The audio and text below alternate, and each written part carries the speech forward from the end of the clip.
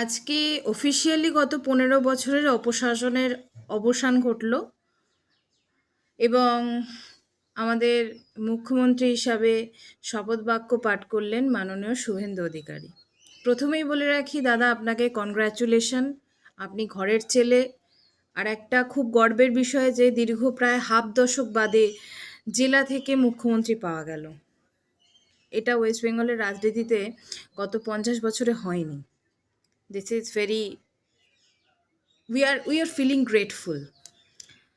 Second কথা সেটা হচ্ছে, বিজেপি সরকার আপনাকেই কেন মুখ্যমন্ত্রী হিসাবে গ্রহণ করেছে, একটু আমি বলি আমার অ্যানালাইসিসটা। সেটা হলো, আপনি 10 বছর ধরে চোরের অ্যাডমিনিস্ট্রেশন কিন্তু সামলেছিলেন।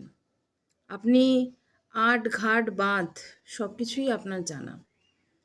কোথায় কি ঘাপলা আছে সেটাও আপনি জানেন। আমরা এক্সপেক্ট করব যে এই যে ঘাপলাবাজিতে যারা জড়িত তাদের উপযুক্ত শাস্তির। জানি না জেলটা ওয়েস্ট বেঙ্গলের জেল ওভারফ্লো হয়ে যাবে কিনা, তো সেটা জানি না, সেটার গ্যারেন্টি আমরা কেউই দিতে পারবো না, কিন্তু আমরা এটা এক্সপেক্ট করি আপনার থেকে।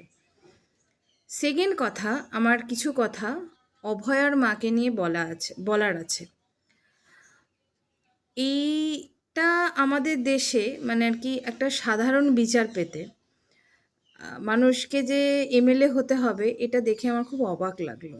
দিস ইজ মাই মানে আমি নিজেকে এখানে কোইনসাইড করতে পারলাম না বিজেপি গভর্নমেন্টের সাথে।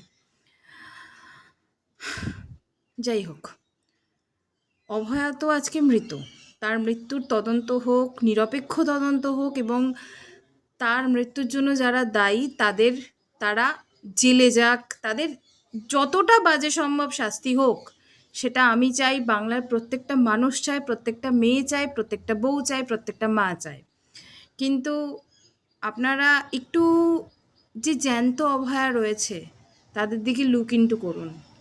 জানেন তো, বেকারত্বর জ্বালা যারা বেকার তারাই বুঝবে, মানে তারা হয়তো বেঁচে থেকেও মৃতপ্রায়। তো সেই দিকে যদি আপনারা আলোকপাত করেন, বিশ্বাস করুন, গত 10 বছর কেন, গত 50 বছরেও আপনাদের গদি থেকে কেউ নামাবে না। কারণ মানুষ প্রমাণ করে দিতে পারে গণতন্ত্রে মানুষই সব। কোনো এমএলএ, কোনো এমপি, কোনো প্রধানমন্ত্রী, কোনো মুখ্যমন্ত্রী কেউ কিচ্ছু নয়। That's all.